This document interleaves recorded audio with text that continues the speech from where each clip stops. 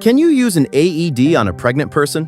It's a question many people hesitate to ask, but in an emergency, the answer truly matters. The answer is yes.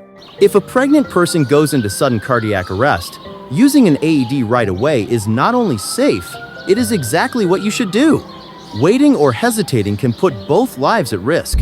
Sudden cardiac arrest happens when the heart goes into a dangerous rhythm and stops pumping blood the way it should. When that happens, oxygen flow to the baby is also affected.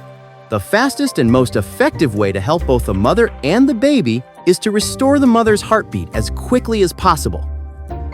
AEDs are actually very smart devices. They analyze the heart's rhythm and only deliver a shock if one is truly needed. The electrical shock is focused on the heart and does not harm the fetus. Pad placement stays the same as with any adult, and shock levels should not be adjusted. And this part is important. Do not use child pads. Pregnancy does not change the fact that this is an adult patient, and adult pads should always be used. Call 911 immediately. Start CPR and follow the AED's voice prompts step by step. The device will guide you through the process. Using an AED on a pregnant person can truly save 2 lives at once.